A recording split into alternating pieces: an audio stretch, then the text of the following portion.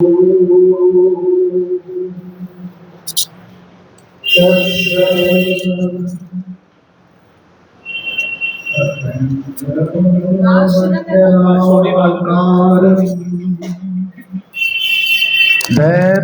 येन चराचरं तत्पदं दर्शितं येन तस्मै श्रीगुरवे नमः।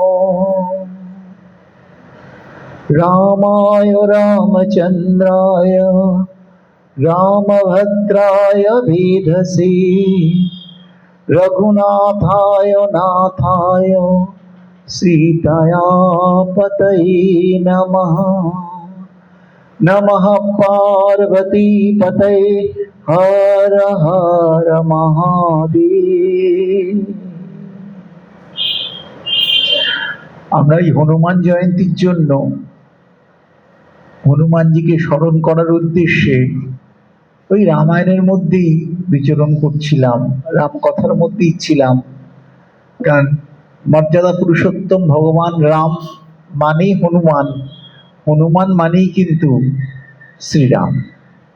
দুজনকে আলাদা করা যায় না।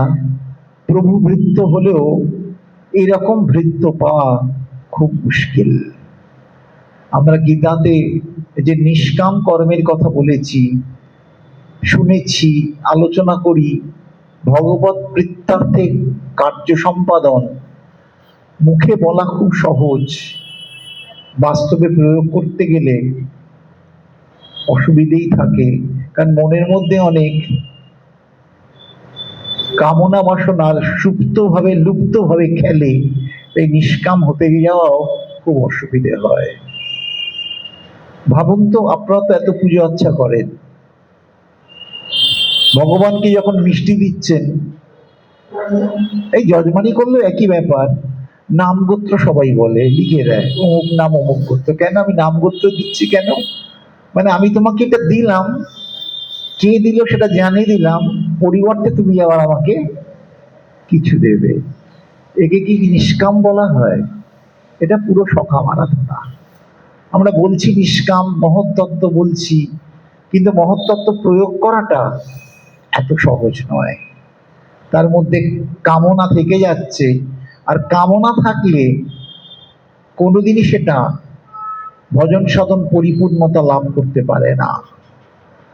হরিদাস ঠাকুর যে ভগবানের নাম নিচ্ছেন, করছেন, সেটা জগৎবাসীর কল্যাণের জন্য এবং ভগবানের প্রীতির জন্য এবং নিজের আত্মার উন্নতির জন্য। যে 3 লক্ষ জপ ছিল, লক্ষ্য মানে 3টে টার্গেট ধরে নিন না, দৃষ্টি ধরে নিন না। আত্ম উন্নতি প্রয়োজন, আত্মার যদি কোনো কালিমা থাকে তাকে নাশ করা প্রয়োজন, তার জন্য নামের ব্যাপার। জগৎবাসীর কল্যাণের জন্য, কারণ শ্রবণ মঙ্গলম, যার কানে যাচ্ছে তাতে মঙ্গল হচ্ছে, আর ভগবান স্বয়ং খুশি হচ্ছেন ভগবত বৃত্তার্থে। এখানে নিজের কিন্তু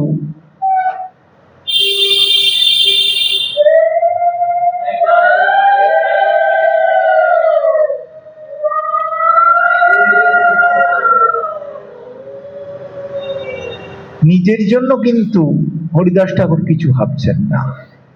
এই নিজের জন্য না ভাবার প্রশ্ন যখন আসবে, তখনই নিষ্কাম প্রসঙ্গ এসে যাবে। কিন্তু রান্নাঘরে যেমন রান্না করতে হবে, অনেক কিছু আপনাকে আমাকে যতই আপনারা শেখান, রান্নাঘরে গিয়ে আপনারা যে রান্নাটা করেন আমি কিন্তু করতে পারবো না, সব পুড়ে পুড়ে একাকার হয়ে যাবে। কারণ থিওরি আর প্র্যাকটিসের তফাৎ আছে। তো এই থিওরিগুলো বললাম, এই 1 চামচ চিনি, 1 চামচ হলুদ, 1 চামচ অমুক, কিন্তু বাস্তবে যখন হবে সেটা অন্য একটা প্রসঙ্গ, বিশেষত্ব দরকার। এরম বিশেষত্বের প্রসঙ্গ সেই প্রভুর প্রতি নিষ্কাম সেবার সর্বোচ্চ শিখরে রয়েছেন মহাবীর হনুমান, যার জন্য স্বামী বিবেকানন্দ বলছেন যে ঘরে ঘরে আমাদের মহাবীরের পুজো করা উচিত, ঘরে ঘরে আমাদের মহাবীরের পুজো করতে হবে। কারণ সেবক হয়ে তিনি সেব্য প্রভুকে কিভাবে যত্ন করছে নিজের কথা না ভেবে, তার আচরণ থেকে এই শিক্ষাটা আমাদের লাভ করা দরকার। কারণ সেবা করা এত সহজ নয়, সেবার অধিকারটাও প্রয়োজন, প্রভু খুশি হয়ে কাউকে সেবার অধিকার দিতে পারেন, সবাইকে দেন না। সেই জন্যই নরোত্তম দাস ঠাকুরও বলছেন কি, শ্রীকৃষ্ণ চৈতন্যের প্রভুর দাসের অনুদাস, সেবা অভিলাষ মাগে নরোত্তম দাস। সেবা অভিলাষ মাগে নরোত্তম দাস। এই যে সেবা অভিলাষ চাইছে, আপনি এখন লোককে জিজ্ঞেস করুন তো, এই এত পুজো হচ্ছে তুমি কি চাইছো, অন্তত নিশ্চিত সেবা অভিলাষ কেউ চায় না। আমার কি কি হবে সেইটা চাইতে পারি, কিন্তু সেবা অভিলাষ চেয়েছে এটা হতে পারে না।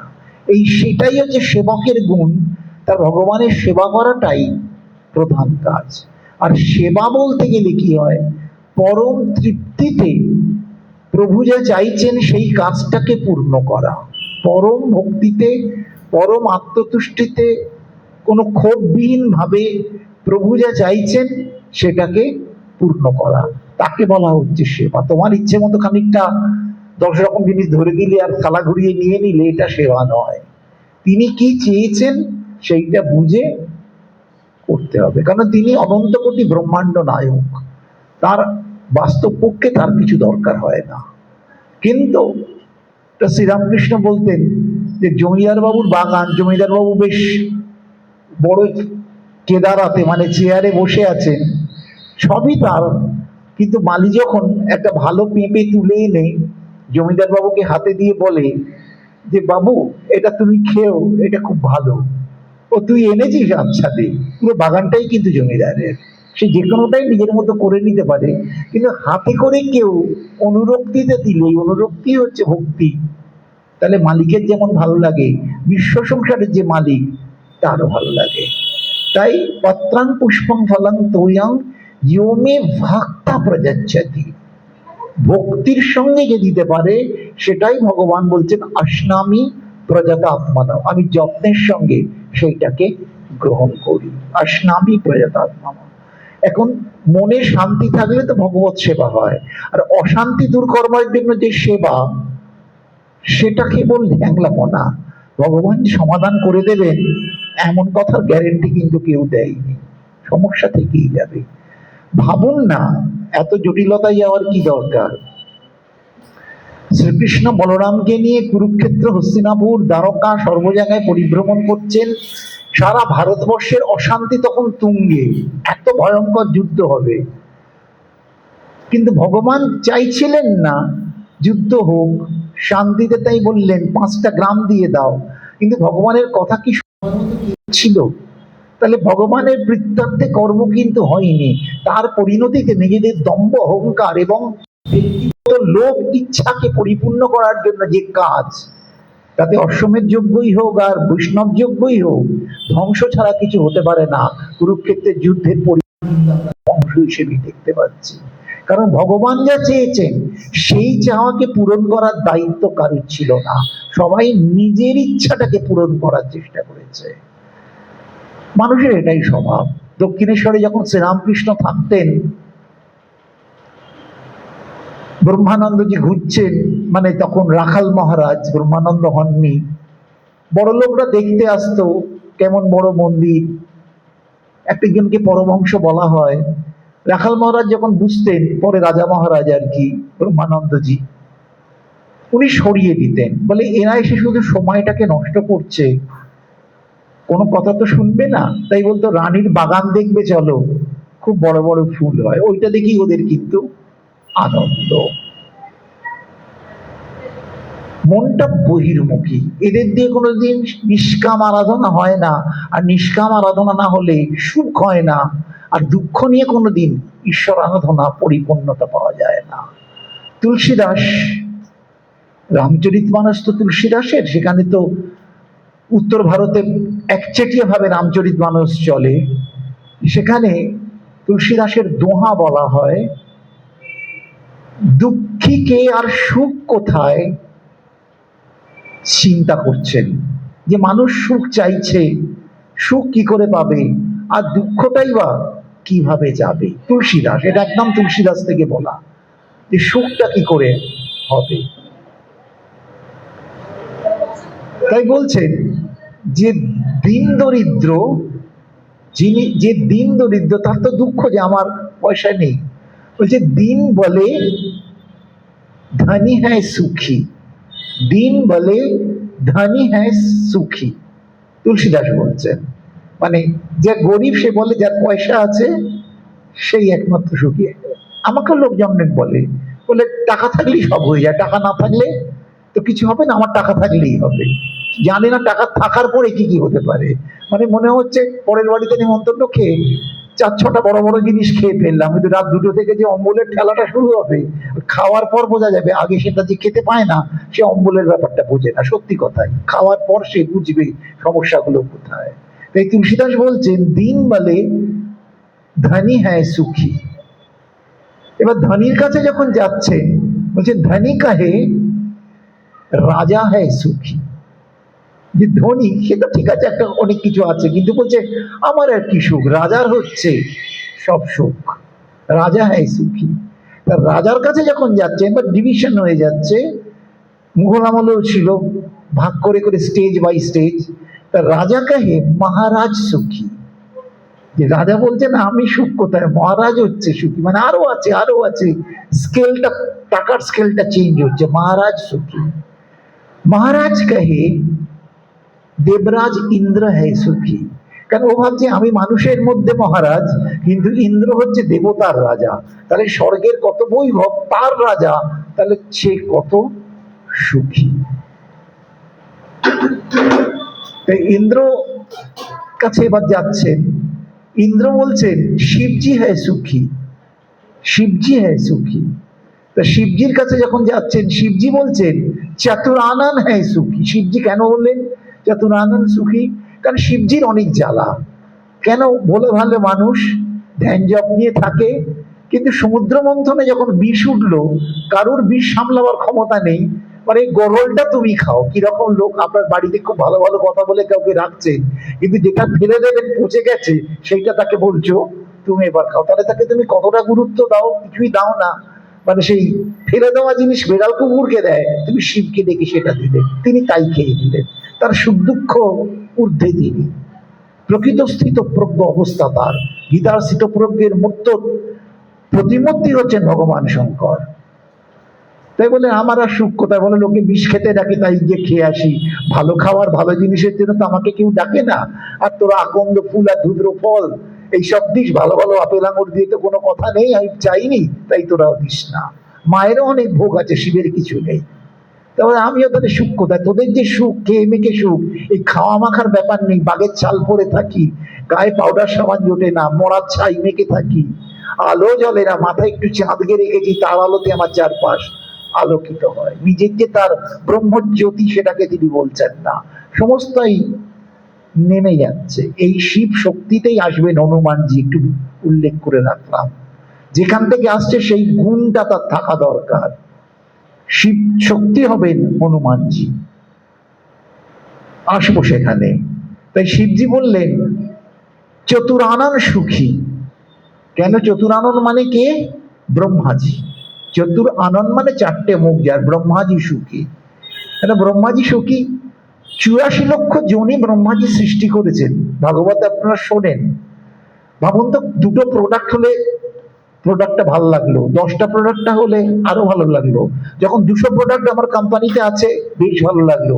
আর একজন করেছে কি 84 লক্ষ প্রোডাক্ট বাজারে সে বিক্রি করছে, ছেড়ে দিয়েছে 84 লাখ। 84 লক্ষ প্রোডাক্ট, আমাদের একটা প্রোডাক্ট। মানুষ, তারপরে মানুষ নেমেছে। তারা ইঁদুর, ছুঁচো, কুকুর, বাঁদর যাই হোক, এটা তো তার একটা ম্যানুফ্যাকচারিং গুণ। সে এত কিছু করেছে এবং করেই ভাবছে আমার মতো ইন্ডাস্ট্রিয়ালিস্ট সৃষ্টিতে কেউ নেই, আমি সারা জগতের জন্য আমি আনপ্যারালাল হয়ে চলছি। তাই চতুরাননের খুব অহংকার। কিন্তু দুঃখ কোথায়?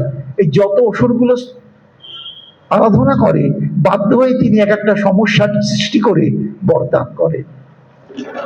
উদাহরণ, হিরণ্যকশিপু, তাকে কে বর দিচ্ছে? ব্রহ্মার কাছে সে অমরত্ব অজেয় চেয়েছিল, প্যাঁচ মেরে কিন্তু দিল, যাতে অনেক সমস্যার সৃষ্টি হলো। মহিষাসুর, ব্রহ্মার বরে তিনি অজেয়। অহিরাবণে আজকে আসবো, তাইও ব্রহ্মার বর, ইত্যাদি ইত্যাদি ইত্যাদি। তাহলে প্রচুর ঠিক করেছো আর প্রচুর ভুলও করেছো। এই ঠিক আর ভুলের মধ্যে ভুলের পরিমাণ যখনই থাকবে, কি বিরক্ত লাগে না এই কাজগুলো ভুল করলাম। ঠিক করেছি অনেক কথা, যখন আমরা খাতা দেখি ঠিক করাতে দাগ মারি না, যেটা ভুল করেছে দাগ মেরে দিই। সারা জীবন তুমি কত ঠিক করেছো কেউ বলবে না, তুমি একটা ভুল করো লোকে আঙুল তুলে দেখাবে।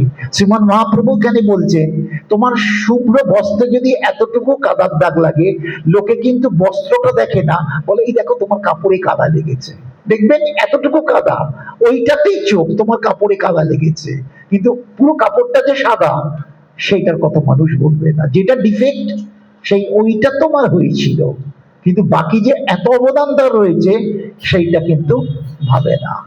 এই ব্রহ্মাজিরও সেই অবস্থা, তার দুঃখই থেকে গেল যে আমি এত সৃষ্টি করলেও ভালো গুণ পেলাম না, নিন্দাটাই থেকে গেল। এত সমস্যা, এত অসুরগুলোকে মাথায় তুলেছিলাম, বুঝতে পারিনি যে এরা কতটা ক্ষতি করতে পারে। রাবণও তাই ব্রহ্মার কাছে তপস্যা করছেন, তাহলে ব্রহ্মাজিও খুশি হচ্ছেন না। শেষকালে বলছেন তাহলে বিষ্ণুজি হচ্ছেন একমাত্র সুখী, বিষ্ণুজি হচ্ছেন শ্রীহরি, তিনি একমাত্র সুখী। তাই বিষ্ণু বলছেন আমি এবার সুখী কি করে হব বলো, আমি অনন্ত শয্যায় থাকি, লক্ষ্মী দেবী আমায় সেবা করেন, ভালোই লাগে, রাধার কথা বলা নেই, ঐশ্বর্য রূপে রয়েছে। কিন্তু দেবতারা যখনই বিপদে পড়ে তাদের স্বার্থ পূরণ করার জন্য আমার কাছে এসে স্তব করে, স্বার্থ পূরণ করার জন্য আমার কাছে এসে স্তব করে। উদাহরণ, ধরিত্রী দেবী গেছেন ভগবানের কাছে, ভাগবত দশম স্কন্ধ, যে পৃথিবীর ভার নিতে পারছি না, আমি হিমালয়ের ভার নিতে পারি, সুমেরু পর্বতের ভার নিতে পারি, কিন্তু এই শিশুপাল, দন্তবক্র, কংস, জরাসন্ধ এদের পাপের ভার আমি আর নিতে পারছি না, তাই প্রভু তুমি অবতীর্ণ হয়ে আমাকে ভার মুক্ত করো। একইভাবে রাবণ ইত্যাদি অত্যাচার থেকে মুক্ত হতে দেবতারা চাইছেন ভগবান ধরাধামে অবতীর্ণ হন। তাহলে তারা কি এমনি আসছে না, পেঁচে পড়েছে তাই আসছে। এই পেঁচে পড়ে আসাটা কি ভালোবাসার লক্ষণ? এটা কি ভক্তির লক্ষণ? আমার ধরুন খুব মামলা লাগলো, আমার প্রচুর মামলার সমস্যা, আমি উকিলের কাছে গেলাম, এই উকিলকে কি আমি ভালোবেসে গেছি প্রমাণ হয়? পেঁচে পড়েছি, তাকে টাকা দিয়ে বুদ্ধি দিতে গেছি, বা খুব মারামারি লাগছে, থানায় কমপ্লেন করতে হচ্ছে, তা থানায় কি আমি খুব ভালোবেসে গেছি? পেঁচে পড়ে গেছি। তাহলে কোনোটার মধ্যেই ভক্তির ব্যাপার নেই। তাই শ্রীহরিও বলছেন আমি ভক্তির তত্ত্বের মধ্যে থাকলেও আমাকে ভক্তি করে যে এরা ডাকছে এমন কিছু না, আমার কাছ থেকেও তারা কোনো কিছু পেতে চাইছে, এবং কোনো কিছু পাওয়ার জন্যই তিনি বরাহ রূপ ধারণ করছেন, নৃসিংহ রূপ ধারণ করছেন, এবং অবতাররা যেমন যেমন বলা হয়েছে এই গ্লানি মুক্তির জন্য আমাকে যেতে হচ্ছে, না গেলে উপায় থাকছে না। তাহলে ভক্তি এর মধ্যে কতটুকু থাকছে? তাই কোনো দিকেই সুখ নেই। তাই তুলসী কাহে, তুলসী কাহে, শেষকালে তুলসীদাস মন্তব্য করছেন ভজন বিনা সারে জগৎ দুখারি, ভজন বিনা সারে জগৎ দুখারি। তাকে নিষ্কাম ভজনা যতক্ষণ তুমি করতে না পারবে তোমার দুঃখের অবসান কোনোদিনই হবে না, যতদিনই না তুমি ভজন বিনা সারে জগৎ দুখারি, যার তালবাজিতে জগৎ চালাচ্ছ যেমন চালাও, কিন্তু দুঃখ ছাড়া তোমার শেষকালে আর কিছুই থাকবে না। স্বামীজি যখন দেহ যাচ্ছে তার অনেক আক্ষেপ ছিল। শেষকালে তিনি বেরুড়ে বলছেন আর একজন বিবেকানন্দ যদি থাকতো, দেখুন রাজা মহারাজ রয়েছে, ঠাকুরের 11 জন শিষ্য রয়েছে, সবাই তো প্রমিনেন্ট এদের, কিন্তু বলছেন যদি আর একজন বিবেকানন্দ থাকতো তাহলে বুঝতে পারতো এই বিবেকানন্দ কি কাজ করে গেছে। এটা কি তার একাকিত্ব নয়? এটা কি তার লোনলিনেস নয়? যে আমি যা করেছি সেটা বোঝার ক্ষমতাও তোমার নেই, ঠিক কি ভুল বুঝতে গেলেও কিছু গ্রে ম্যাটার দরকার, বিজ্ঞানের ভাষায় মাথার কিছু জিনিস দরকার। এখানে সেরম কেউ নেই যে আমার কর্মটাকে মূল্যায়ন করে যে আমি কি জিনিস দিয়ে গেলাম। এবং তাই শেষকাল লিখছেন আই অ্যাম ডাইং অ্যালোন, আমি অত্যন্ত একা হয়ে মারা যাচ্ছি, চলে যাব এবার। অত বড় বেলুন প্রতিষ্ঠা করেছেন, কত লোক আপনারা যান, কিন্তু তিনি লিখছেন আই অ্যাম ডাইং অ্যালোন। তার মানে একাকিত্ব কিন্তু আসছে, একাকিত্ব ছাড়া কিছু হয় না। এই একাকিত্বটা সুখ না দুঃখ, এইটাকে বোঝা দরকার। সেই জন্যেই বলছেন কে সুখী হতে পারে, শাস্ত্রকাররাই বলছেন টিকার মধ্যে, গীতার মধ্যে যেটা বলছে, ত্যাগাৎ শান্তি অনন্তরম, ত্যাগাৎ শান্তি অনন্তরম। তুমি যতটা ত্যাগ করতে পারবে ততটাই তোমার শান্তি আসবে। আর তাই টিকাকাররা বলছেন রামায়ণের মধ্যে, जो मन का जो मन को जीता वही है सुखी, जो मन को जीता वही है সুখী। নিজের মনকে যে জয় করতে পেরেছে সেই হচ্ছে সুখী। মনের কথা বলেছিলাম, যে ঘোড়ার ছুটছে, ইন্দ্রিয়গুলো ছুটছে, তার লাগামটা হচ্ছে মন, সেখানে বুদ্ধিরূপী সারথি বসে সেটাকে কন্ট্রোল করছে। তা এই লাগামটা যে টানতে পারে সেই হচ্ছে সুখী। আর ঘোড়াকে যে ছেড়ে দেয় তাকে সামলানো কিন্তু খুব মুশকিল। তাই মন যতক্ষণ সংযত না হচ্ছে ততক্ষণ ভক্ত হওয়া যাচ্ছে না। আর স্থিতপ্রজ্ঞই কিন্তু শ্রীধর স্বামী পরিষ্কারই বলছেন, এত কথা বলে কি হবে, ভক্ত কে জানো? স্থিতপ্রজ্ঞই হচ্ছে ভক্ত, আর ভক্তই হচ্ছে স্থিতপ্রজ্ঞ। বাকিটা ভক্তির আভাস, সকাম আরাধনায় ভক্তির আভাস, আমি কিছু পাবো তাই আমি করছি, এটা ভক্তির লক্ষণ না, ভক্তির আভাস। মানে মতো, আমেরিকান ডায়মন্ড ডায়মন্ডের মতো, কিন্তু ওটা ডায়মন্ড নয়। তুমি আমার ভাইয়ের মতো, ভাই কিন্তু নও।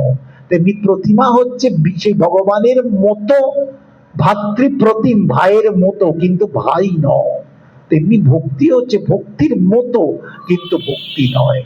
এই ভক্তির কেন এত বড় তুলসীদাসের প্রসঙ্গে এলাম, এই ভক্তির পূর্ণ প্রকাশ হচ্ছে শ্রী হনুমান।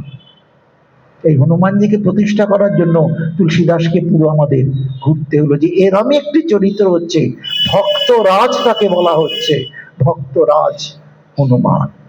কিন্তু শ্রীরামকৃষ্ণের একটা কথা আছে, উনি নেমন্তন্ন খেতে গেছেন, খুচরো টাকা দিয়ে গাড়ি ভাড়া হবে, এবং গিরিশের কাছেই, গিরিশ তো একটু নেশা টেশা করে, নেশার ঘরে ঠাকুরকে প্রথম দিকে বসতে টসতে বলছেন না, খেতেও দিচ্ছেন না। ভাগ্নে হৃদয় বলেছে চলে চলো চলে চলো, আর তোমার এখানে বসতে হবে না, এরা সম্মান দিতে জানে না। ঠাকুর বলেছে এত রাত্রিরে দক্ষিণেশ্বরে গেলে কি খাবি, একটু দাঁড়া না, খাওয়া দিক পাবি। তাও ঠাকুরের কথাতে হৃদয় বসেছে। পরে গাড়ি ভাড়া নিয়ে প্রসঙ্গ, সেটাও দিচ্ছে না, ঠাকুর দাঁড়িয়ে আছেন যে দক্ষিণেশ্বরে যেতে গেলে তখনকার দিনে 3-5 পয়সা যাই লাগুক, সেটাও তো ঠাকুরের কাছে নেই। তিনি তো আমাদের মতো ব্যাগের মধ্যে টাকা নিয়ে ঘুরতেন না, 1 টাকা মানে 1 আনা 2 আনা পয়সাও যখন যা পাচ্ছেন কোথায় থাকছে তার হিসেব নেই। তা সেই গাড়ি ভাড়ার জন্য বসে আছে, যে এত রাত্রিরে ফিরবি, গাড়ি ভাড়াটা পাবি কোথায়? ভক্ত মানে বোকা হবি কেন? পরে গিরিশ ক্ষমা প্রার্থনা করেছে, কেঁদে কোকে পায়ে পড়েছে, কারণ নেশার ঘরে তো সবই আবোল তাবোল ব্যাপার। নেশা নিয়ে তো ভাগবত দূতম পানাম শ্রীয় সুনা যাত্রা ধর্ম চতুর্বিধা, পান নিয়ে অনেক কথা ভাগবত বলছে, তার মধ্যে আমরা যাচ্ছি না। তা সেই ত্যাগাৎ শান্তি অনন্তরম, জীবনের সর্বকাম্য বস্তু ত্যাগ করে প্রভুর চরণে কর্তব্য সেবা প্রাণের তাগিদে মনের টানে যিনি পূর্ণ করতে পারেন তিনি সার্থক সেবক, এবং সেই সেবক হচ্ছেন ভক্তরাজ হনুমান। এই বোকা হওয়ার কথাটা বললাম, হনুমান ভক্ত মানে কিন্তু বোকা নয়। সেই জন্য শ্রীরামকৃষ্ণ আদিকাণ্ড রামায়ণের থেকে একেবারে দক্ষিণেশ্বরে চলে এলাম, মানে একটা 1000 বছরের পরম্পরা, ব্যাপারটা কিন্তু একই। হনুমানজি কিন্তু কখনোই বোকা নন। সেই রাম নামের মধ্যে মগ্ন থাকতে পারে, কিন্তু বাস্তব বুদ্ধি এবং ডিপ্লোমেসি, রাজনৈতিক আচরণ, কোথায় কি করতে হবে, মানে appropriate behaviour and precise thinking, এই পূর্ণ শক্তিটা কিন্তু হনুমানজির মধ্যে রয়েছে। এবং হনুমানজি একটাও বাজে কথা বলে না, খুব সীমিত প্রসঙ্গ, সংক্ষিপ্ত উপস্থাপনা, অব্যক্তকে ব্যক্ততে নিয়ে যাওয়া খুব সংক্ষিপ্ত সারে, যা বলা যায় না সেটাও তিনি সুন্দর করে বলতে পারেন, ন্যায় নীতি পরায়ণ হয়ে। সেই পরিচয়টার মধ্যে আমরা ঢুকবো। সমুদ্র পেরিয়ে গেছেন রাজসভা, তিনি আগে প্রাসাদে ঢুকেছেন। গতদিনও তো হনুমানজি বলেছিলাম অনেকেই আসতে পারেননি, সেদিন বৃষ্টির একটা ব্যাপার ছিল। তিনি সোনার খাটের ওপরে অপূর্ব সুন্দরী এক নারীকে দেখেছিলেন, ভেবেছিলেন ইনি বোধহয় সীতা, কিন্তু পরক্ষণে সিদ্ধান্ত নিলেন যে রাবণের স্বর্ণ প্যালেসের মধ্যে সীতা কেন থাকবেন, এটা অন্য কেউ, আসলে তিনি মহারানী মন্দোদরী। কিন্তু হনুমানজি বেরিয়ে গেলেন, তিনি ছোট্ট হয়ে ঘুরতে শুরু করলেন, অশোক বনের সীতাকে দেখলেন, তাকে সেই রামচন্দ্র হাত থেকে আংটি দিয়েছিলেন, আংটিটা দেখালেন যে আমি রামের দূত, আমার পরিচয় একটাই, আমার পরিচয় আর কিছু দেওয়ার দরকার নেই। অনেক বড় বড় কথা বলার মতো ভর্তি শাস্ত্র বলছে থাকে, কিন্তু তিনি নিজেকে প্রকাশ করছেন একটাই, আমি রামের দূত। শ্রীরাম দূতম, স্তবেতে তাকে বলা হচ্ছে শ্রীরাম দূতম শরণং প্রপদ্যে, আমি রামের দূত সেই হনুমানজিকে স্মরণ করে প্রণাম করছি। শ্রীরাম দূতম শরণং প্রপদ্যে, তার বলবার মতো হাজারটা গুণ আছে। আমাদের চারণা যদি কিছু হয় সেটা অন্তত 36 জায়গায় আমরা বলে বেড়াই, আমাদের এই হয়েছে তাই হয়েছে, ছেলেপুলে নিজে হ্যানা তেনা, তার বলার মতো সব আছে, এবং সে যেটা করতে পারে কেউ করতেই পারে না, তবু তার পরিচয় আমি শ্রীরামের দূত, এছাড়া আমাকে আর কোনো পরিচয়ের মধ্যে তোমরা নিও না। এই অনন্ত ক্ষমতার অধিকারী হওয়া সত্ত্বেও যে তার বিনম্র ভাব, এইখানে সেই ত্রিনাদ পিছুনি যেন মহাপ্রভুর প্রসঙ্গটা এসে যাচ্ছে, এবং তররেব সহিষ্ণুতা, গাছের মতো তরুলতার মতো সহিষ্ণুতা এবং দীনতা হনুমানজির মধ্যেও কাজ করছে। এগুলোকে প্রমাণ করা দরকার, ভালো ভালো কথা বললেই হয় না। আমি রাজসভার কথা বলেছিলাম, ওরা মারামারি ইচ্ছে করে করেছে অ্যাটেনশন ড্র করার জন্য, কলা গাছ আম গাছ সব লন্ডভন্ড করেছে, রাক্ষস বাহিনী ছুটে এসছে, মারামারি হয়েছে। হনুমানজি ভাবলেন আমি ধরা না দিলে রাবণকে দেখা হবে না, যে শত্রু তাকে দেখা বোঝা দরকার ঠিক কেমন, তাহলে আমি রাবণের প্রধান কক্ষে যাব, রাজসভা পার্লামেন্ট, রাবণের পার্লামেন্টে যাওয়া দরকার, দেখব। তাই উনি ধরা দিলেন, ওকে বেঁধে মুঁধে সবাই হই হই করতে করতে, উনি কিন্তু আর কিছু বলছেন না, কারণ এটা ওনার একটা ট্রিক্স, আমাকে ওই জায়গায় নিয়ে যাও, এই তাহলে লঙ্কাটাকে আমি একটু দেখে নিই শত্রুপুরীটা কেমন, প্রজারা কেমন, প্রজারাও কি রাজার মতো উচ্ছন্নে গেছে, না প্রজাটা ভালো, রাবণ হচ্ছে গন্ডগোলে, এই দুটো বোঝা দরকার।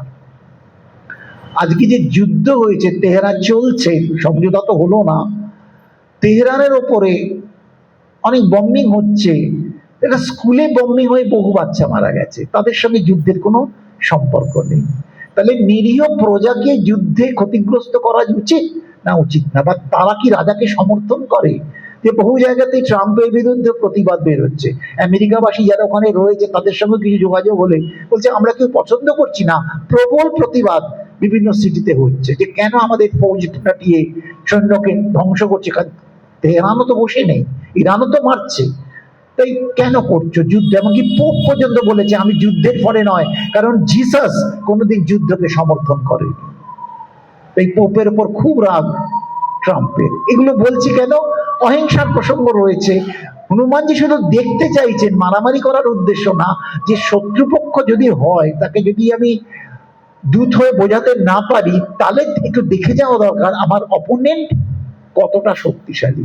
মানে লাঠি দিয়ে আপনি কি মারছেন, ইঁদুর মারছেন না ভয়ঙ্কর সাপ মারছেন, সেটা তো আপনাকে জানতে হবে, লাঠি নিয়ে ঘুরলেই হলো না। ইঁদুর হলে একরকম পালিয়ে গেছে, সাপ হলে কিন্তু বিপদ, পালিয়ে গেলেও ছুটতে হবে কোথায় গেল, খাটের পাশে ঢুকলো কিনা। ইঁদুর হলে যাকে আর কোনো অত ভাবতে হবে না। তাই শত্রুকে বোঝা দরকার। হনুমানজিকে নিয়ে যাওয়া হলো পার্লামেন্টে, পার্লামেন্ট মানে আমাদের পার্লামেন্ট, ওদের রাজসভার কথাতে বললাম, পার্লামেন্ট, রাবণের পার্লামেন্টে নেওয়া হলো, সবাই হাসছে, দেখেন হনুমান এসছে কিরম দেখতে, এই নাকি আবার এত কাণ্ড করেছে, কেউ বিশ্বাস করতে পারছে না। রাবণ তার সাথে কথা বলছেন, হনুমান তো চিঁচি করে কথা বলবে, হনুমান প্রবল প্রখর বিশুদ্ধ সংস্কৃতে কথা বলছেন রাজসভায় গিয়ে, plain clean precise without grammatical error, beautiful presentation in Sanskrit. এখানে ভাবতে হবে সেটা মানুষ কিনা, অতদিন এই জায়গায় আমি ফোকাস করেছিলাম।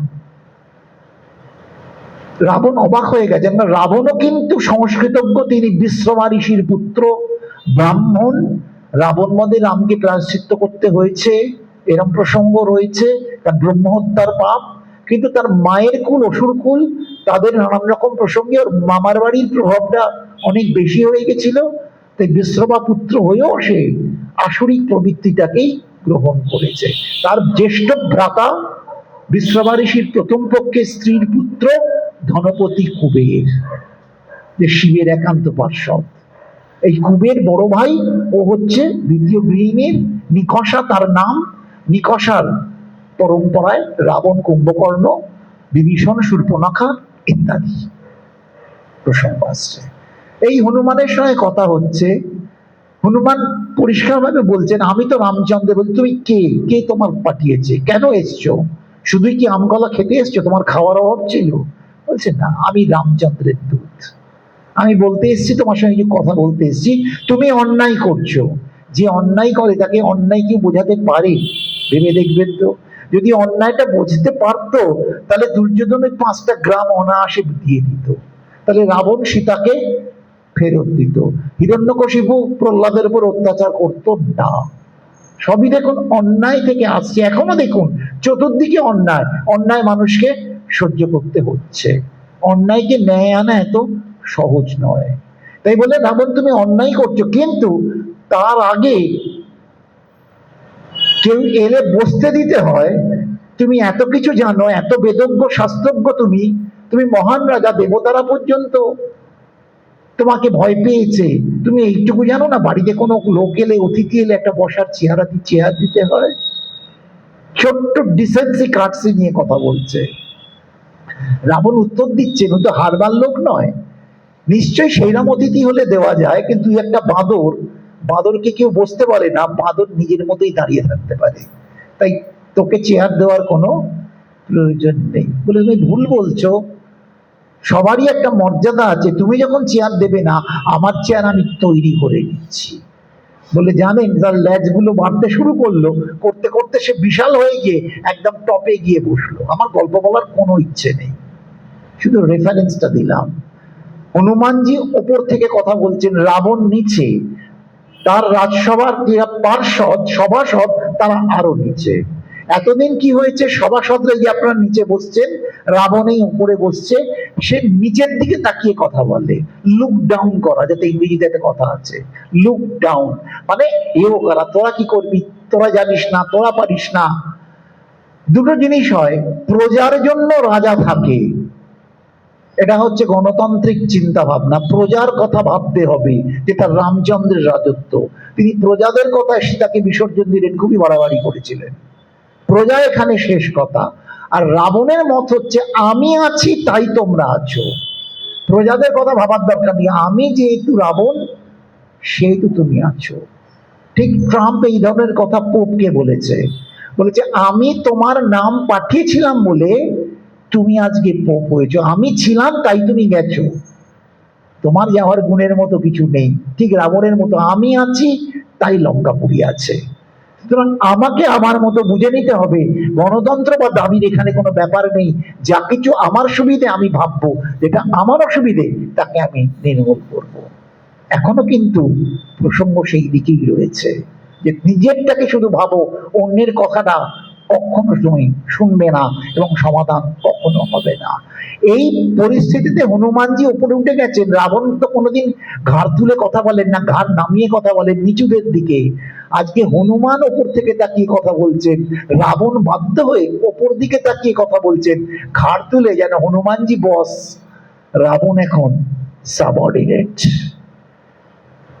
এবং অত্যন্ত ভীত হচ্ছেন। ভীতগ্রস্ত চরিত্র রাবণ, আর ভয়হীন পুরুষ হচ্ছেন হনুমান।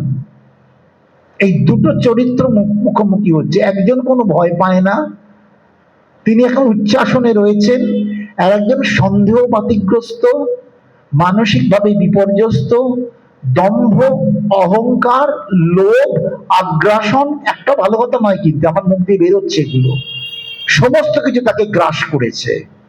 সে হনুমানজির সঙ্গে এবার কথা বলছে। রাবণকে বলবার মতো তো অজস্র গুণ। যখন রাবণকে প্রথম হনুমানজি দেখলেন, আমাদের ইংরেজিতে একটা কথা আছে, লাভ এট ফার্স্ট সাইট, দেখেই যেন মুগ্ধ হওয়ার ব্যাপার। রাবণকে দেখে কিন্তু হনুমানজি মুগ্ধ হচ্ছে, বলছেন রম্যম অবর্ণনীয়ম, তিনি ভীষণ সুন্দর, বর্ণনা করা যাচ্ছে না। অনির্বাচনীয়ম, তাকে বাক্য দিয়েও সৌন্দর্য বলা যাচ্ছে না। অসম্ভব সুন্দর, মাস্কিউলার, শুদ্ধ পরিষ্কার অবয়ব তার। এর মধ্যে যদি হনুমানজি জুড়লেন, তার মধ্যে যদি লোভ আর অহংকারটা না থাকতো, তাহলে তিনি দেবরাজ ইন্দ্রের সভায় দেবতাদের সঙ্গে বসতে পারতেন। লোভ আর আগ্রাসন এইটা যদি না থাকতো, তাহলে সে দেবতাদের সভাতে, ইন্দ্রের সভাতে গিয়ে সেখানে সে বসতে পারতো। এটা প্রশংসা না? ভাবুন তো, নিন্দে দুটো হলো, কিন্তু প্রশংসা। আর কাউকে তো বলা যায় না যে সে নিজ গুণে দেবরাজ সবাই গিয়ে বসতে পারে, এত গুণ। কিন্তু গুণগুলো চলে যাচ্ছে, সে ভীত। হনুমানজিরও বলার মতো প্রচুর গুণ আছে, কিন্তু হনুমানজি সেই গুণের কথা কাউকে প্রকাশ করেন না। আমার যদি পজেশন থাকে, তাহলে আমার ভয় হচ্ছে জিনিসটা চলে গেলে আমি কি করব। আমার যদি পজেশন, বিলঙ্গিংনেস ব্যাপারটা না থাকে, তাহলে আমার ভয়টা কোথায়? আমরা এখন অষ্টাবক্র সংহিতায় গেলে একটু ভালো হয়, এমন দিকে আলোচনাটা হঠাৎ করে চলে গেল। হনুমানজির সব আছে, কিন্তু তার হারাবার কোনো ভয় নেই। তাকে জিজ্ঞেস করেছেন, আজকে বার তিথি এইসব দেখে তুমি কখন কি করবে, সেবা পুজো কখন করবে, যে আমাদের ভাবে একাদশী ধরবে, একাদশী ছাড়বে, কখন পালন করতে হবে, হনুমানজিকে এই প্রশ্ন করা হয়েছে। হনুমানজি বলেছেন, আমার বার তিথি আমি জানি না, আমি শুধু রাম পদ জানি। আমি বার তিথি জানি না, আমি কেবল রামপদ জানি। যখন রামপদ যিনি জানেন, তার জগৎ সংসারে ভয় বলে কিছু থাকতেই পারে না। অষ্টাবক্র সংহিতা আসার খুব ইচ্ছে হচ্ছে, আবার তুলসীদাসে একটু যাচ্ছি। সন্ধ্যেবেলা তো যুদ্ধ শেষ হয়ে যায়, এটা কুরুক্ষেত্র ছিল, যে সূর্যাস্ত থেকে সূর্যোদয় থেকে সূর্যাস্ত যুদ্ধ হবে, তারপর যুদ্ধ বন্ধ। কিন্তু ব্যতিক্রম কুরুক্ষেত্রে হয়েছে, সেটার মধ্যে আমি যাচ্ছি না। ঘটোৎকচের সময় সেটা হয়েছে, মায়া যুদ্ধ চালু হয়েছিল। কিন্তু তুলসীদাস সন্ধ্যেবেলা অন্ধকার হয়ে যাচ্ছে, সব মশাল জ্বলছে, রামচন্দ্র ক্লান্ত হয়ে, তার তো প্রপার ড্রেসও নেই, ক্লান্ত হয়ে শুয়েছেন। পায়ের কাছে পা টিপছেন হনুমান এবং অঙ্গদ, আর মাথার কাছে বসে আলোচনা করছেন বিভীষণ এবং সুগ্রীব। জায়গাটা বোঝা দরকার। রামচন্দ্র শুয়ে আছেন, মাথার কাছে বিভীষণ এবং সুগ্রীব, আর পায়ের কাছে পা টিপে দিচ্ছেন হনুমান এবং অঙ্গদ। অঙ্গদ মানে বালির পুত্র, যে বালিকে আপনারা জানেন রামচন্দ্র গাছের আড়াল থেকে মেরেছেন। একটু বলে দিচ্ছি, মারা যাওয়ার সময় কে সিংহাসনে বসবে, অঙ্গদকে বসাবার কথা হয়েছিল বালির পুত্র হিসেবে। অঙ্গদ বলেন, আমার এসবের মধ্যে দরকার নেই, ভাব ঝগড়ার মধ্যে যায়নি, কাকা সুগ্রীব কাকাই সিংহাসনে বসুক, আমার দরকার নেই। উনি সিংহাসন কিন্তু ত্যাগ করলেন, সুগ্রীব সিংহাসনে বসে নানান রকম শুরু করলেন।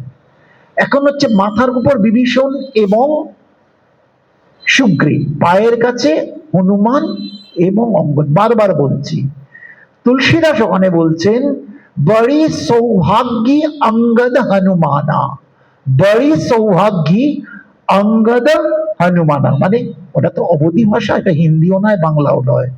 বড়ি সৌভাগ্যী, ভেরি ফরচুনেট, ভাগ্যবান কে, অঙ্গদ এবং হনুমান। বড়ি সৌভাগ্যী অঙ্গদ হনুমানা। বলছে কেন? বলতে সুগ্রীব এবং বিভীষণ ওরা রাজপথ চেয়েছিল। ওই যে মনের মধ্যে নিষ্কামা মতো সোজা না, রাবণ যদি সরে, বিভীষণই ওখানে বসবে, কারণ মেঘনাদ বেঁচে নেই। তাহলে বিভীষণের সিংহাসন, যেটা কোনোদিন হতো না, যেমন ধৃতরাষ্ট্র পাণ্ডুর ডেপুটেশনে বসে আর ছাড়তে পারছে না, বিভীষণেরও মনে মনে ইচ্ছে ছিল লঙ্কা সিংহাসন আমার থাকবে, দাদা বেঁচে থাকলে কোনোদিনই হবে না, এই দাদার বিনাশ প্রয়োজন মনের মধ্যে রয়েছে। তাই তারও রাজপথ দরকার, আর সুগ্রীব তো রাজপথ পাবে বলেই রামের সঙ্গে বন্ধুত্ব করলো, কারণ বালিবদের পর কিষ্কিন্ধা সিংহাসন হয়ে গেল সুগ্রীবের। তাই তারা পাচ্ছে রাজপথ। আর সৌভাগ্যী অঙ্গদ হনুমান, কি তাদের, হনুমানেরও কোনো রাজত্ব চাই না, অঙ্গদ ছেড়েই দিয়েছে, তাদের রামপথ চাই, ওদের রাজপথ এদের হচ্ছে রামপদ। তাই বড়ি সৌভাগ্যী অঙ্গদ হনুমানা। তাই হনুমানের রামের চরণ ছাড়া কোনো কিছুই চাই না, তাই তার হারাবার কোনো ভয় নেই। তাই সে বিদ্যর্পে ওই উচ্চাসনে বসে, যার ভয় নেই তার আসনটা উঁচুই হয়, আর যে ভয় পায় সে সুমোষ গুটি। এটা বেড়ালকে বুকে মারুন, দেখবেন নয় কামড়াতে আসছে অ্যাগ্রেশন, নইলে ভয়ে পালাচ্ছে। হনুমানজির এগোনোও নেই পেছনও নেই, তার সিংহাসন তার নিজস্ব, তার মানসিক সিংহাসন। রামময় জগৎ সীতারামময় জগ জন জানি, সারা জগৎ হচ্ছে সীতারামময়। তাই আমার আবার হয় কি, আমি প্রভুর দূত, আমি প্রভুর সেবক, রক্ষার দায়িত্ব তার। কৌন্তেহ প্রতি জানাহি নামে ভক্ত প্রণশ্যতি। এটা যুগ যুগ ধরেই এটা কনস্টিটিউশন হয়ে গেছে। তাই রাবণের যত ভয়, সিংহাসন যাবে, মরে যাব, ছেলেপুলের কি হবে, সিংহাসন পরে কে বসবে, সোনার লঙ্কা চালাতে পারবো কিনা, তারপরেই তো আগুন দেখার গল্প শুরু হবে। রাম ভক্ত হনুমান কিচ্ছু নেই। তাহলে দুটো চরিত্র ভয়হীন আর ভয়যুক্তর পার্থক্যটা এখানে। এবার মানুষের মধ্যে দেখবেন যারা যত চেঁচায়, যত ঝাঁপিয়ে পড়ে, যত অ্যাগ্রেসিভ হয়, তারা তো আসলে ভয় পেয়ে গেছে। ভয় পেয়ে গেছে বলেই এত গুরু মূর্তি ধারণ করছে। হিরণ্যকশিপু ভয় পেয়েছে বলেই ছেলেকে আগুনে ফেলছে, ছেলেকে জলে ফেলছে, সাপের ঘরে ফেলছে, হাতির পায়ের তলায় দিচ্ছে, কারণ সে ভয় পেয়েছে। কংস ভয় পেয়েছে বলে ব্রজভূমিতে পুতনাকে পাঠাচ্ছে, শকটাসুরকে পাঠাচ্ছে, তৃণাবর্তকে পাঠাচ্ছে, অঘাসুরকে পাঠাচ্ছে, বকাসুরকে পাঠাচ্ছে, বৎসাসুরকে পাঠাচ্ছে। সিরিজ কেন? একটা বাচ্চাকে এত ভয় কেন? কেন তোমার ভয়, তোমার মৃত্যুর ভয়, যে তোমাকে তোরে যে বধি বেড়ে গোকুলে বাড়িছে সে। ভয় পাগল করে দিয়েছে। কৃষ্ণের কিন্তু কোনো ভয় নেই, তিনি ভয়মুক্ত, পূর্ণ ব্রহ্ম সেখানে আছেন, তার ভয়ে বলে কোনো ব্যাপার থাকতে পারে না। প্রসঙ্গ থেকে হনুমানকে কি করবে যখন কিছুই পাচ্ছে না, কথা বলতে অবশ্য বিভীষণ বলেছেন দুধকে কখনো মারতে নেই, তোমার বদনাম হবে। ওর আবার সুনামের লোভ আছে। লোভ কিন্তু অনেক রকম হয়। আপনাদের কাছে খেতে এলে আপনি বলবেন তিলক আরো দুটো রসগোল্লা নাও, এটা লোভ। আর একটু পনির নাও, লোভ। কিন্তু লোভ হতে সামবে না। ভাবিতে ভাবিতে বিষয় আশয়, বিষয়ে আসক্তি বাড়ে। আসক্তির লোভ কিন্তু মারাত্মক। যে আমার হস্তিনাপুর ইন্দ্রপ্রস্থ ভাগ হয়ে গেছে, ইন্দ্রপ্রস্থকেও নিয়েছি, আর 5টা গ্রাম দিলে হয়ে যায়, কিন্তু 5টা গ্রামও আমি দেব না। মন্দোদরী পরমাণু সুন্দরী ময়দানবের মেয়ে, যে ময়দানবকে আমরা খান্ডপ্রস্থে পাবো, তার মধ্যে যাওয়ার এখন দরকার নেই, কিন্তু তার একটা রাজকীয় মর্যাদার ব্যাপার আছে। অসম্ভব সুন্দরী, বহু স্বর্গের অপ্সরা ইত্যাদির সঙ্গে রাবণের ঘনিষ্ঠতার চেষ্টা, নানান রকম অভিশাপ, ছেলেপুলেদের সব বিয়ে থা হয়ে গেছে, তারপরও তার সীতার প্রতি একটা দেখা মাত্রই লোভের সৃষ্টি।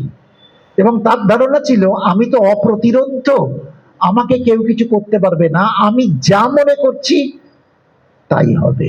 কিন্তু ওই ব্রহ্মবৈবর্ত পুরাণে যদি সংস্কৃতের মধ্যে যাই, তখন সেই অষ্টভুজা দুর্গা কংসের মাথায় লাথি মেরে উপরে উঠে বলেছিল, তব হন্তা গোকুলে চ বর্ধতে নন্দ মন্দিরে, তব হন্তা গোকুলে চ বর্ধতে নন্দ মন্দিরে।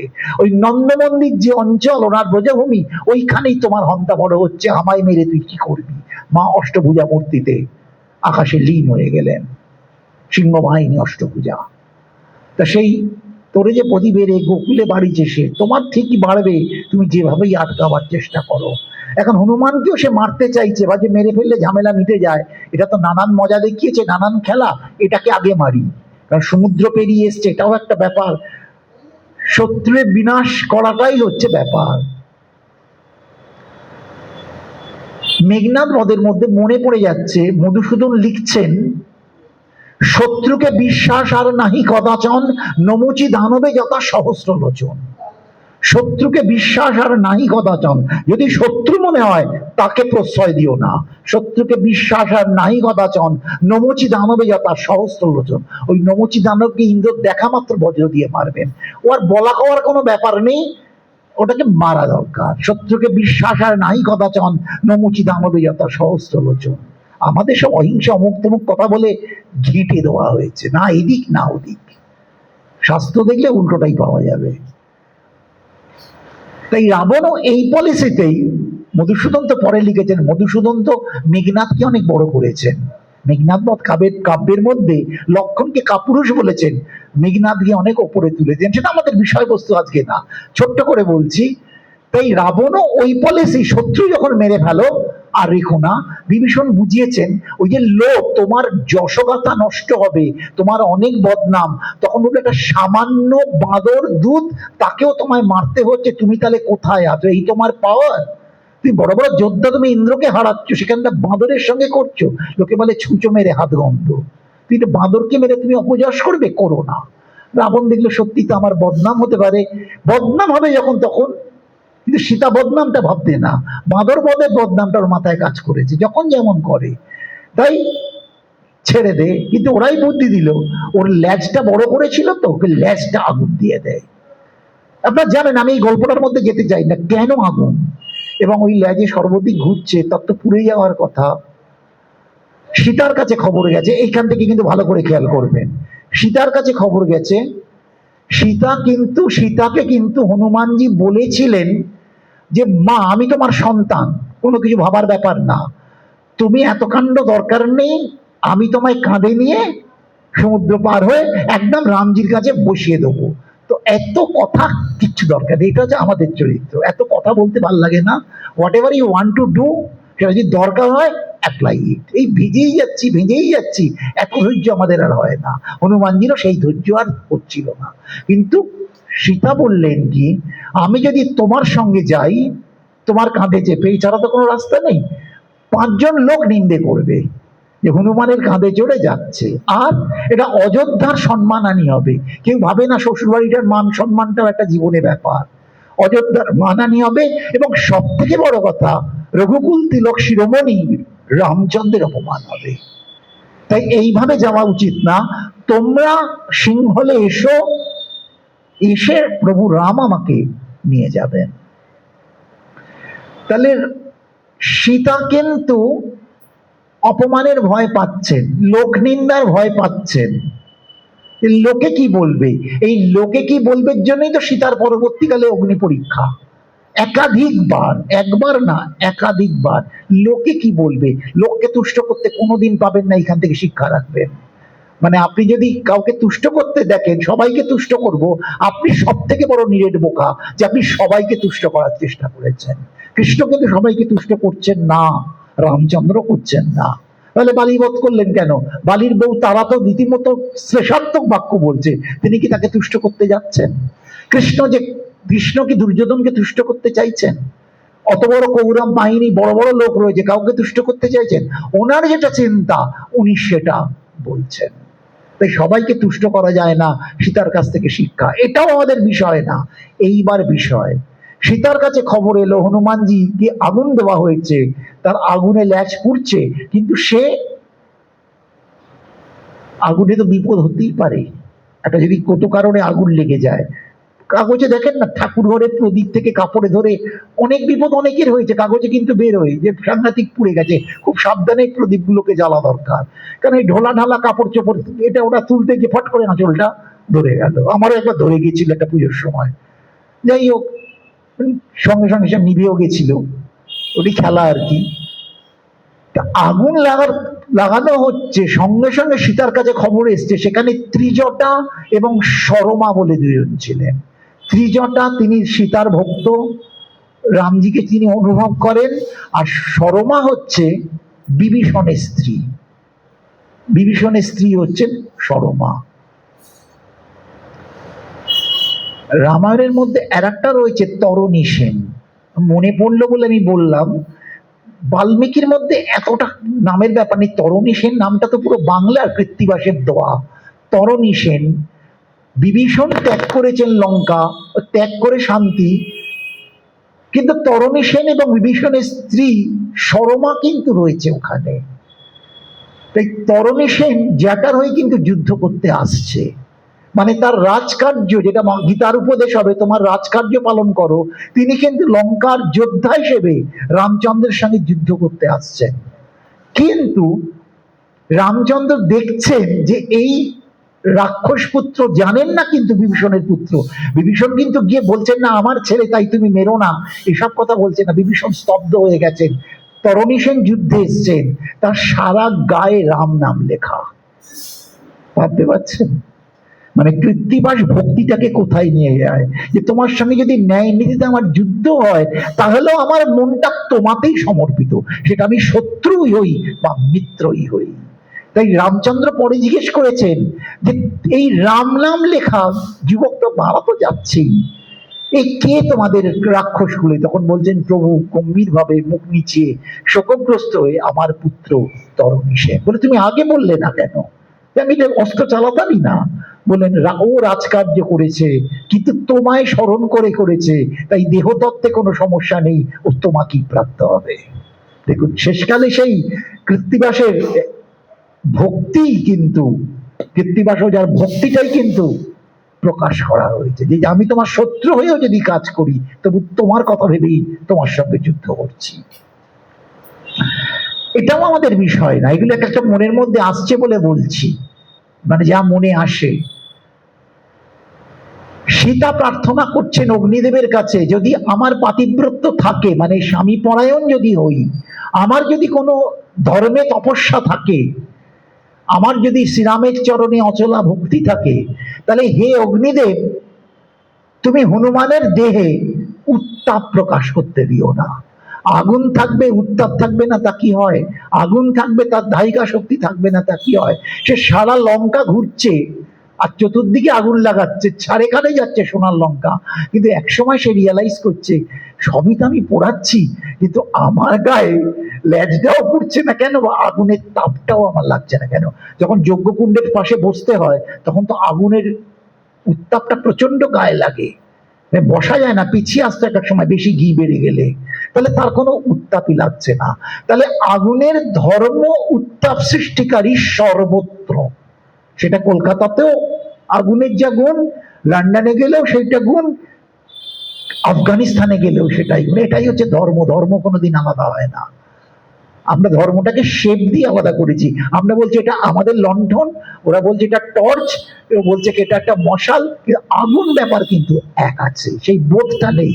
কারণ ওই বিমূঢ়া নানুপশ্যন্তি পশ্যন্তি জ্ঞান চক্ষুষ, ওই জ্ঞান চক্ষু দিয়ে বুঝতে হয়, সেটা তো আমাদের নেই। সিমেন্ট দিয়ে তো ভগবান গেঁথে দিয়েছেন, কেবল ভগবান আর ভগবতী রয়েছে, তাই আমরা বুঝতে পারি না সেই জ্ঞানের খেলাটা।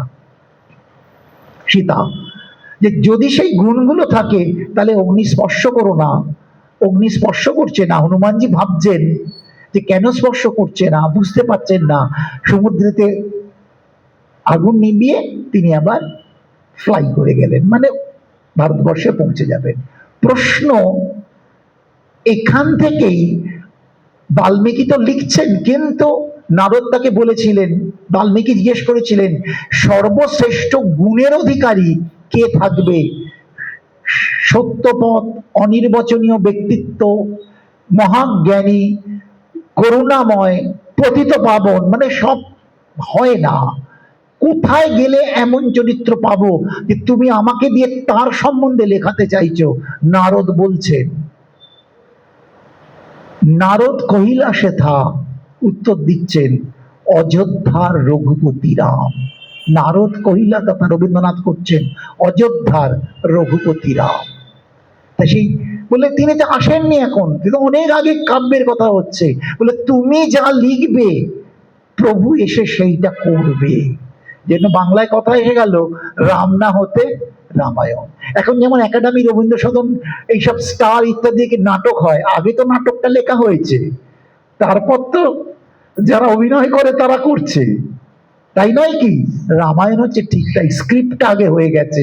স্ক্রিপ্টে বাল্মীকি নিজে লিখছে না, সরস্বতী লেখাচ্ছেন। যেটা চৈতন্য চরিতামৃতের মধ্যে কৃষ্ণদাস কবিরাজ গোস্বামী 80 বছর বয়সে লিখছেন, বলছেন যে আমি কিছু লিখছি না, কাষ্ঠপুত্তলিকা যথা যেভাবে নাচায় মদনমোহন যেন হাতে ধরে সেইগুলো লিখিয়ে দিচ্ছেন। তো সেইভাবে বাল্মীকি লিখেছেন। তা বাল্মীকি আগেই এই আগুনের প্রসঙ্গে চলে গেলেন কেন? যে সীতাকে সন্দেহ করছো, সীতার তপস্যার প্রভাব এবং তার পুণ্য সত্তার গুণে হনুমানের আগুন আর জ্বললই না। তাকে তুমি আবার অগ্নি পরীক্ষা করিয়ে সবাইকে দেখাচ্ছ যে সে পবিত্র কিনা, এর কোনো প্রয়োজনই ছিল না। কিন্তু অগ্নিসংযোগের কারণ হনুমানের লঙ্কা দহন নয়, সীতার তপস্যাকে আগে থেকে বাল্মীকি দেখিয়ে দিলেন। সীতা হচ্ছে এহেন তপস্যার প্রতিমূর্তি, যাকে কেউ কোনোদিন আশপাশে স্পর্শ করতে পারে না। রাবণ অনেকবার গেছেন ঠিকই, তার চেরিদের বলেছেন যে ওকে ভয় দেখা যাতে আমার সঙ্গে চলে আসে, কিন্তু রাবণ হাত ধরে কোনোদিন টানেননি, এটা কিন্তু ভাবতে হবে। রাবণকে জিজ্ঞেস করা হয়েছে যে তোমার তো অনেক রকম ব্যাপার আছে, হাসতে হাসতে বন্ধুরা জিজ্ঞেস করেছে, তা তুমি সীতাকে জোর করে তুলে আনলেই পারো, তুমি এনে অশোক বনে রেখেছো, তোমার প্যালেসে তুললেই তো পারতো, যা বহুজনের সঙ্গেই হয়েছে। আর সে রাজি হচ্ছে না, রাজি না হলে যখন করছো না, ডাকছো না, তুমি এক কাজ করো না, তুমি রাম মূর্তি ধারণ করো, তুমি তো মায়াবী। ও তো যেমন সীতা হরণে গেছে তখন তো রাবণ হয়েও যায়নি, ও তো তপস্বীর বেশে গেছিল, ও তো নানান রকম রূপ চেঞ্জ করতে পারত। তো তুমি রামের মূর্তি ধরে ওর সঙ্গে রোমান্টিক হয়ে কথা বলো, দেখো রাজি হয় কিনা। তখন রাবণ উত্তর দিচ্ছে, আমি রামের মূর্তি যদি ধারণ করি, হয়তো করেছিল টেস্ট করার জন্য যে কেমন হয়, যেমন আমরা কোনো একটা স্পেশাল রোল করলে সেটা চিন্তা করি, বলে আমি যদি রামের মূর্তি ধারণ করি তাহলে এই উষ্ণবৃত্তি সীতার প্রতি আগ্রাসনটা আমার মধ্যে থাকে না, রামের মূর্তি ধারণ করলে আমি রাম স্বরূপে চলে যাই। এইটাই হচ্ছে নামের গুণ। যে তুমি, শ্রীরামকৃষ্ণ ওইখানেই বলছেন, ওই মূলো খেলে মূলোর ঢেকুর ওঠে। তুমি ভগবত চিন্তনে থাকো, তোমার ভগবত চিন্তনই কাজ করবে। আর ভগবানকে সামনে রেখে যত তোমার নাটক শাখা প্রশাখা চালাবে, ওইগুলোতেই তুমি ঘুরপাক খাবে, কোনোদিনই ভগবানের কাছে যেতে পারবে না। অনেক সুন্দর করে রাম ভদ্রানন্দজি বলে এক রাম ভক্ত মহারাজ আছে, আমি চোখে দেখতে পান না, উনি একটা সুন্দর বলেছিলেন রাম কথার মধ্যে, বলছে দেখো গর্ভগৃহে ভগবান থাকেন, তাই না, গর্ভগৃহে থাকে, সেখানে বহু লোক দেখতে আসে, যে কোনো মন্দির, এই দক্ষিণেশ্বর বলুন, তারাপীঠ বলুন, শিব মন্দির বলুন, সর্বত্রই, জগন্নাথেও তাই। রাস্তার ধারে লোক ভিক্ষে চাইছে, তারা কিন্তু গর্ভগৃহ দর্শন করতে যাচ্ছে না, তারা ভিক্ষে চাইছে, ভিক্ষে নিয়ে তারা তুষ্ট। আর যে গর্ভগৃহের টানে যাচ্ছে সে সোজা চলে যাচ্ছে, সময় নষ্ট করছে না। তাই তুমি ভিক্ষা চাইতে চাইতে, এই দেহি দেহি করতে করতে তুমি একদিন ভিখিরি হয়ে যাবে, ওই ভগবানের গর্ভগৃহে কোনোদিনই তুমি আর প্রবেশ করতে পারবে না। আর যে ভগবানের গর্ভগৃহ দেখেছে, সে মাঝপথে কখনো সময় নষ্ট করতে পারবে না, যতটা আমি পাবো ততটাই আমার নাম। একটা ইংরেজি সিনেমা হয়েছিল ম্যাকিনাস গোল্ড, সে সোনার খনির মধ্যে যাচ্ছে, যত পারছে সোনা তুলছে, এটা একটা সিম্বলিক হইতে আমি বলছি, সে গেট বন্ধ হয়ে যাবে, ধস নামছে, তখনও তুলে নিয়ে পালাচ্ছে, যতটা পারছো তুলে নাও। শিক্ষা হচ্ছে এই মানব শরীর যখন পেয়েছো, ওই স্বর্ণময় সত্তা হচ্ছে ভগবানের নাম গুণ কথা লীলা কীর্তন, তাই নিয়ে সংকীর্তন, যতটা পারবে ভগবানের গুণময় অবস্থার মধ্যে নিজেকে প্রবেশ করার চেষ্টা করো। কিন্তু আষ্টে গন্ধ থাকলে দই পায়েস খাওয়া যায় না, এই জীবনটাকে সংযত করতে হবে যাতে এই আষ্টে গন্ধগুলো না লাগে। শুদ্ধ সত্ত্বে বিচরণ করলে তবেই ভগবত ধাম, ভগবানের চরণ অনুভব করা যায়, উপলব্ধি করা যায়। তার জন্য এত বড় কিছুর প্রয়োজন নেই। আজকে রাধারমণে যে রঘুনাথ ভট্টকে মহাপ্রভু শিলা দান করেছিলেন, যে শিলাকে বলা হলো পরবর্তীকালে মূর্তি হলো, তা শিলা নিয়ে উনি ঘুরতেন। তা রঘুনাথ ভট্টের শিলা দিয়ে ভজন কি সম্পূর্ণ নয়? তিনি তো শিলা সঙ্গে নিয়ে ঘুরতেন এবং শিলার মধ্যে দিয়েই জগৎব্যাপ্ত ব্রহ্মকে আরাধন করতেন। ব্রাহ্মণের হচ্ছে ওই শালগ্রাম শিলাটাই বিশ্বব্যাপী ব্রহ্মের প্রকাশ।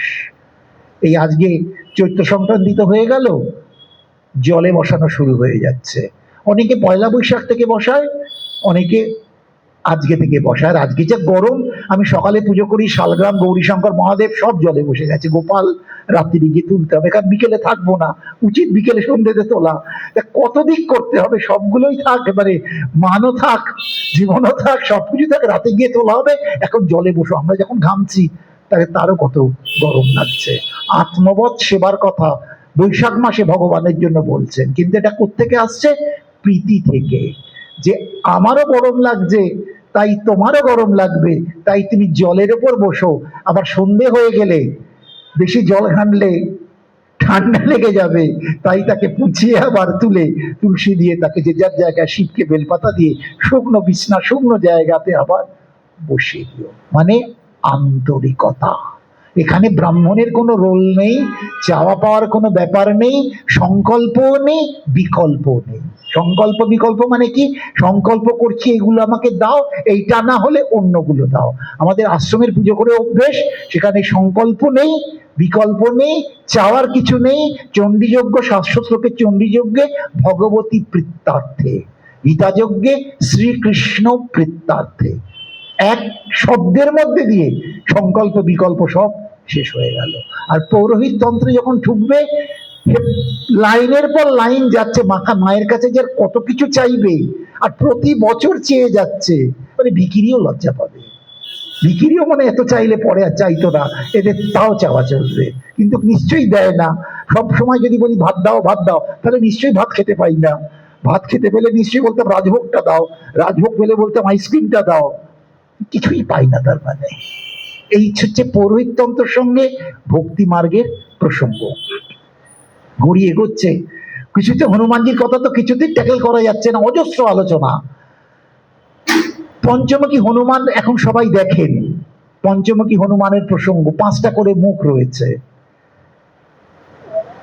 রাম লক্ষ্মণকে ধরে নিয়ে অহিরাবণ মানে রাবণের এক জ্ঞাতি ভাই পাতালে চলে যায়।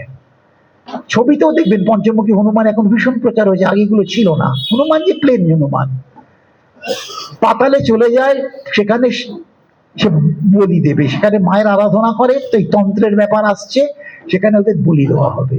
এবং ওই রাবণও ব্রহ্মার স্তব করেছেন, অর্চনা করেছেন, অমরত্ব চেয়েছেন, পাইনি, কিন্তু ব্রহ্মাজি বলেছেন তোমার পরমায়ুকে 5টা প্রদীপে ভাগ করে দেওয়া হচ্ছে।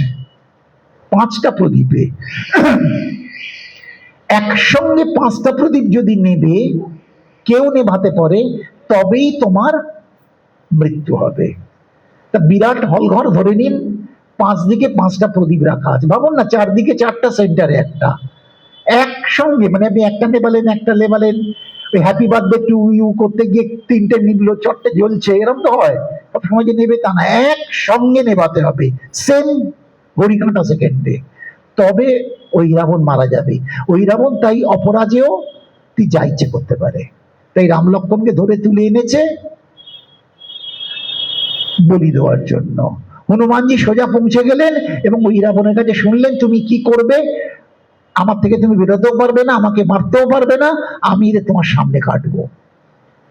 স্বয়ং পুরুষোত্তম ভগবান শুয়ে আছেন, তাহলে তিনি কি খুব নির্জীব, ক্ষমতাহীন? তিনি কিছুই করছেন না, কারণ তার কি বলবো, মনুষ্যাই তো লীলার মধ্যে রয়েছেন। নিজের গুণ দেখাবেন না, ভক্তের গুণ দেখাবেন। ভাগবতের সঙ্গে অন্য পুরাণের তফাৎ কোথায়? ভাগবতের মধ্যে ভক্তের গুণ বলা হচ্ছে, এখানে প্রহ্লাদ রয়েছে, ধ্রুব রয়েছে, উদ্ধব রয়েছে, গোপাঙ্গনা রয়েছে। অন্য শাস্ত্রে ভগবানের গুণ। কার গুণ গাই? প্রভুর গুণ গাই না দাসের গুণ গাই, এরকম কথা বলা হচ্ছে। কার গুণ গাইব? প্রভুর গুণ গাই না দাসের গুণ গাই? এখানে রামচন্দ্র দাসের গুণ গাওয়াতে চাইছেন, নিজের গুণ চাইছেন যে আমাকে নিয়ে কি হবে, আমি হাতের বাইরে, আমি জানি সে পাবে না, আগে আমার ভক্তকে যত্ন করো, ভক্তের মাহাত্ম বোঝো, তাকে ভজনা করলেই আমার ভজনা হয়ে যাবে, আমার কৃপা তুমি পাবে। তাই হনুমানজি আর দেরি করলেন না, তিনি পঞ্চমুখ ধারণ করলেন। এইখানেই তার তার তো সব অনিমা, গরিমা, লঘিমা ইত্যাদি সব অষ্টসিদ্ধি ছিল প্রভুর জন্য। তিনি পঞ্চমুখ, যেখানে রূপ পরিবর্তন করা, সব এগুলো অষ্টসিদ্ধি। তিনি পঞ্চমুখ ধারণ করলেন। হনুমানজি নিজে তো আছেন, একদিকে বরাহদেব, একদিকে নৃসিংহদেব, একদিকে হয়গ্রীব, হয়গ্রীব ভগবানের অবতার, এবং একদিকে গরুর। এইটা এই 5 দিকে গিয়ে 5টা মুখ দিয়ে 5 দিকে একসঙ্গে ফু দিলেন এবং একসঙ্গে 5টা প্রদীপ নিভে গেল। রামচন্দ্র জেগে উঠলেন। 5টা মুখ একসঙ্গে প্রয়োগ করে 5টা প্রদীপ নিভে গেল, অহিরাবণ মারা গেল এবং রামচন্দ্র তার মায়াকে লঙ্ঘন করে উঠলেন।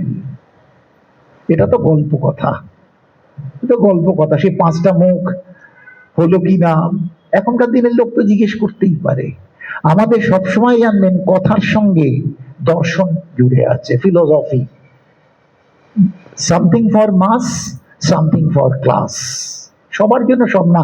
গ্রামে গেলে এইখানেই শেষ করতে হবে, এরপর আর গ্রামে গেলে বলা মুশকিল। কারণ যখন যাই এরকম চটপাতা জায়গায় লোকজন বসে, জেনারেটর ঘর ঘর ঘর ঘর করে চলে, মাথায় সব আলোগুলো কৃত্রিম, একদম বউ বাচ্চা নিয়ে লাইন দিয়ে মানুষ বসে যায়, সেইখানে পাঠের চলে, তারপর কীর্তন চলে।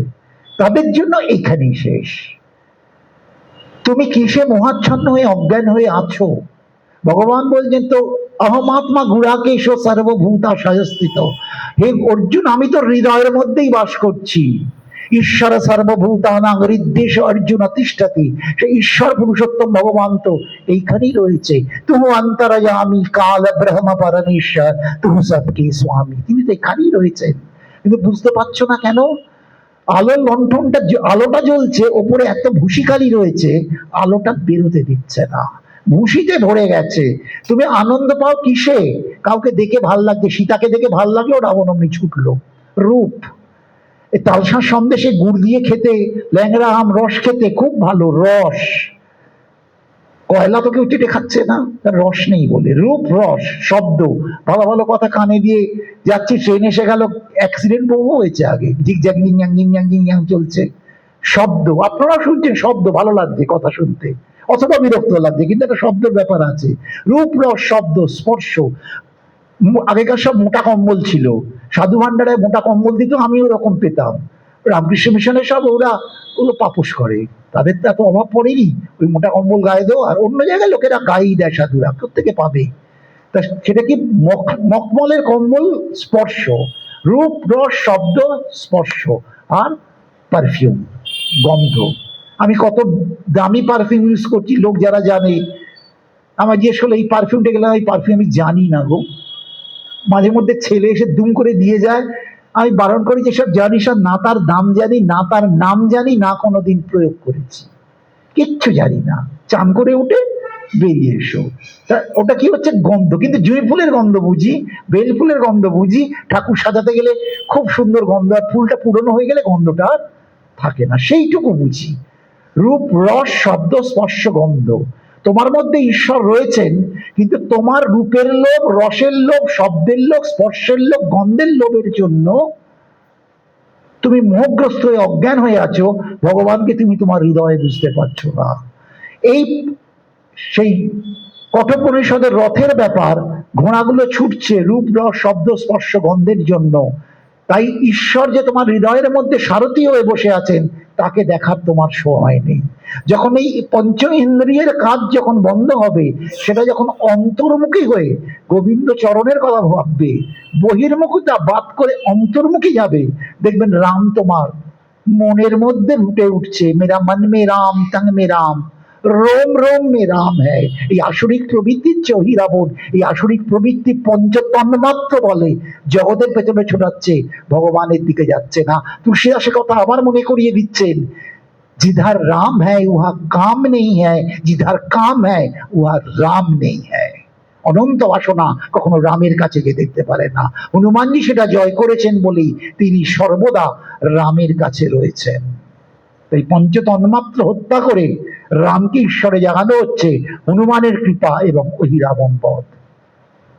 সময় আর একদম নেই, দক্ষিণেশ্বরে চলে আসছি। শ্রীরামকৃষ্ণ রাম ভজন অত করেছেন, তিনি হনুমান সেজেছেন, তিনি তার কাঁচাটাকে লেজের মতো করতেন, তিনি লাফিয়ে লাফিয়ে হাঁটতেন ওই সময়, এবং ফল পাকুড় খেতে ভালোবাসতেন। এটা বলছে লিখিত, লাফিয়ে লাফিয়ে যান। এবং এখানে এখানে কক্সিস বলে, এই হাড়ের আমাদের শিরদাঁড়া থেকে বেঁচে, যেটা লেজ অন্য জীবের, আমাদেরটা ছোট হয়ে গেছে। উনি বলতেন যে এই কক্সিস শব্দটা বলেননি, যে হাড়ের বর্ধিত অংশটা নাকি বেড়ে গেছিল। পরবর্তীকালে ওনাকে জিজ্ঞেস করা হয়েছে, আপনার কি মহাশয় এখনো বর্ধিত? বললেন না, এখনো বর্ধিত নয়। আমি কোনো তর্কে যাচ্ছি না, লিখিত শারদানন্দের লীলা প্রসঙ্গ লেখার মধ্যে থেকে বলছি।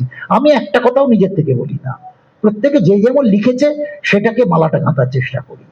তা তিনি করছেন, এক সময় সীতাকে দর্শন করেছেন, সীতাকে দর্শন করছেন, রামচন্দ্র দর্শন করতে চান, কিন্তু বুঝতে পারছেন না এই দেবী মূর্তি এত শান্ত, মানে শান্ত স্নিগ্ধ মূর্তি কে।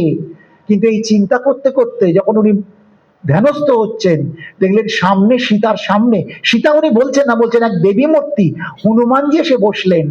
হনুমানজিকে দেখে উনি বুঝলেন যে আমি সীতাকে দর্শন করছি। তার মানে হনুমানজির স্থান কোথাওই না, যেখানে রাম সীতা রয়েছেন সেখানেই হনুমানজি।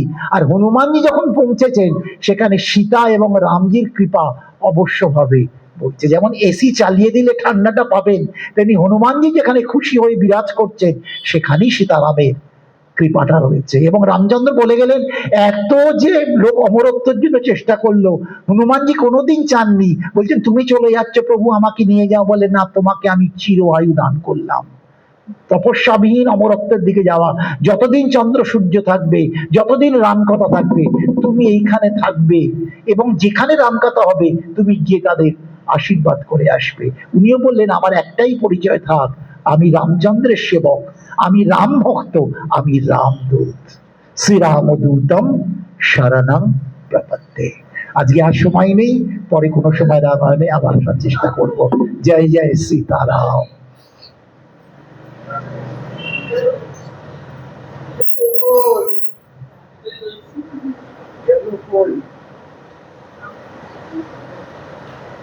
Oye.